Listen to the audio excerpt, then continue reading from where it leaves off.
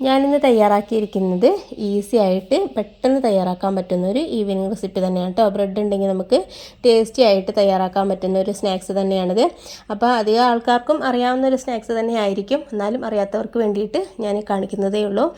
അപ്പോൾ എങ്ങനെയാണെന്നുള്ളത് video skip ചെയ്യാതെ മൊത്തത്തിൽ കണ്ടു നോക്കൂ കേട്ടോ. വീഡിയോ ഇഷ്ടപ്പെടുന്നുണ്ടെന്നുണ്ടെങ്കിൽ ലൈക്ക് ചെയ്യാനും പിന്നെ ഫാമിലി ഫ്രണ്ട്സിനൊക്കെ ഒന്ന് ഷെയർ ചെയ്യാനും മറക്കരുത്.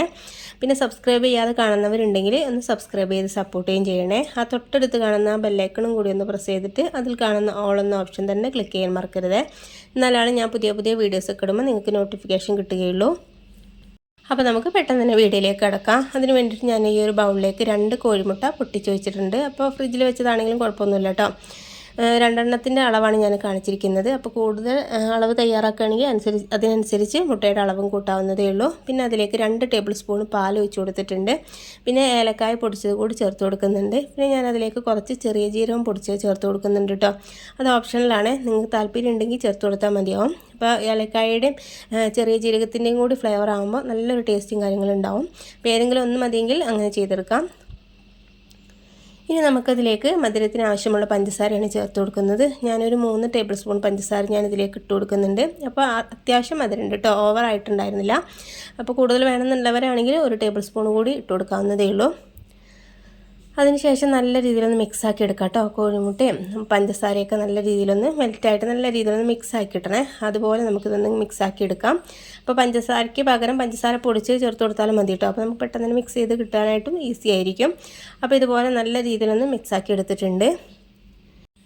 ഇനി നമുക്ക് പെട്ടെന്ന് തന്നെ അങ്ങ് തയ്യാറാക്കി എടുക്കാനായിട്ട് കഴിയും കേട്ടോ. ഇനി ഞാൻ ഓരോ സ്ലൈസ് ബ്രെഡ് എടുത്തിട്ട് ഇതിലേക്കൊന്നങ്ങ് ഡിപ്പ് ചെയ്യുന്നുണ്ട്. ഒരുപാട് ഡീപ്പായിട്ട് ഡിപ്പ് ചെയ്യേണ്ട കാര്യമില്ല. അപ്പോൾ ഒരുപാട് നമ്മൾ കോഴിമുട്ടയും പാലൊക്കെ ഈ ഒരു ബ്രെഡിലേക്ക് മുങ്ങി കിടക്കാനൊക്കെ ചാൻസ് ഉണ്ട് കേട്ടോ. അപ്പോൾ ഒന്ന് ജസ്റ്റ് ഒന്നങ്ങ് മുക്കിയെടുക്കാം. 2 ഭാഗം ഒന്ന് നനച്ചെടുക്കുന്ന പാകത്തിനാക്കി എടുത്താൽ മതി. എന്നിട്ട് നമ്മളിതുപോലെ ഒരു തവയിലേക്ക് നെയ്യോ ഓയിലോ എന്തെങ്കിലും വേണമെങ്കിൽ ഇതുപോലെ ഒന്നങ്ങ് ബ്രഷ് ചെയ്ത് കൊടുക്കുന്നുണ്ട്. അപ്പോൾ നെയ്യ് ഞാനൊന്ന് ബ്രഷ് ചെയ്ത് കൊടുത്തിട്ടുണ്ട്. ഇനി നമുക്ക് ഓരോ സ്ലൈസ് ബ്രെഡും ഇതുപോലെ ഒന്ന് ഡിപ്പ് ചെയ്തതിന് ശേഷം ഈ ഒരു തവയിലേക്ക് വെച്ച് കൊടുക്കാം. വെച്ച് കൊടുത്തതിന് ശേഷം നമുക്കൊരു ലോ ഫ്ലെയിമിൽ വെച്ചിട്ട് അതൊന്ന് തിരിച്ച് മറിച്ചിട്ട് എടുത്തിട്ടൊന്ന് കുക്ക് ചെയ്തെടുത്താൽ മതി കേട്ടോ. ഒരുപാട് തീ കൂട്ടി വെക്കരുത്. കൂട്ടി വെച്ചിട്ടുണ്ടെങ്കിൽ പെട്ടെന്ന് തന്നെ മുട്ടയാണല്ലോ, കരിഞ്ഞൊക്കെ പോകാൻ ചാൻസ് ഉണ്ട്. അപ്പോൾ കരിഞ്ഞൊക്കെ പോയിട്ടുണ്ടെങ്കിൽ ഇതിന് കറക്റ്റായിട്ട് ടെക്സ്ചറും ടേസ്റ്റും ഒന്നും കിട്ടില്ല കേട്ടോ. അപ്പോൾ ആ കാര്യം ഒന്ന് ശ്രദ്ധിച്ചിട്ട് തീ കുറച്ച് വെച്ചിട്ട് ഇതുപോലെ ഒന്നങ്ങ് കുക്ക് ചെയ്തെടുക്കാം. ഒരു ഭാഗം ഒന്നാവുന്ന സമയത്ത് ഒന്ന് തിരിച്ചിട്ട് കൊടുക്കാം കേട്ടോ. ഒരു 30 സെക്കൻഡൊക്കെ മതിയാവും. ലോ ഫ്ലെയിമിൽ വെച്ചിട്ട് 30 സെക്കൻഡ് ആവുന്ന സമയത്ത് ഒന്ന് മറിച്ചിട്ട് കൊടുത്താൽ മതിയാവും. അപ്പോൾ ഫ്ലെയിം പ്രത്യേകം ശ്രദ്ധിക്കുക. കൂട്ടി വെച്ചിട്ടുണ്ടെങ്കിൽ നമ്മൾ ഉദ്ദേശിച്ച പോലെ കറക്റ്റായിട്ട് ടേസ്റ്റും കാര്യങ്ങളും കിട്ടില്ലേ. അപ്പോൾ ഞാൻ തിരിച്ചിട്ട് കൊടുത്തതിന് ശേഷം ജസ്റ്റ് ഒന്നങ്ങ് പ്രസ് ചെയ്ത് കൊടുത്തിട്ടുണ്ട് കേട്ടോ. അപ്പോൾ 2 ഭാഗം ഒരേപോലെ കുക്കായി കിട്ടിക്കോളും. അപ്പോൾ കണ്ടില്ലേ, കറക്റ്റായിട്ട് സെറ്റായിട്ട് കിട്ടിയിട്ടുണ്ട്. ഇനി ഇത് ചൂടോടെ തന്നെ കഴിക്കാനാണ് ഏറ്റവും ടേസ്റ്റ് കൂടുതൽ കേട്ടോ. തണുത്ത് കഴിഞ്ഞിട്ടുണ്ടെങ്കിൽ കറക്റ്റായിട്ട് ടേസ്റ്റും കാര്യങ്ങളും ഉണ്ടാവില്ല. ചൂടോടുകൂടെ തന്നെ കഴിക്കുന്നതായിരിക്കും ഏറ്റവും നല്ലത്. അപ്പോൾ അതുപോലെ കഴിക്കുന്ന സമയത്ത് നല്ല ടേസ്റ്റി ആയിട്ട് പെട്ടെന്ന് തയ്യാറാക്കാൻ പറ്റുന്നതും ഹെൽത്തി ആയിട്ടുള്ളൊരു ഈവനിങ് റെസിപ്പി തന്നെയാണിത്.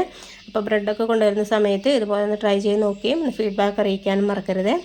അപ്പോൾ നിങ്ങൾക്ക് എൻ്റെ വീഡിയോ ഇഷ്ടപ്പെടുന്നുണ്ടെന്നുണ്ടെങ്കിൽ ലൈക്ക് ചെയ്യാനും പിന്നെ ഫാമിലി ഫ്രണ്ട്സിനൊക്കെ ഒന്ന് ഷെയർ ചെയ്യാനും മറക്കരുത്. അപ്പോൾ നമുക്കിനി പുതിയൊരു വീഡിയോയുമായിട്ട് വീണ്ടും കാണാം. Okay, thank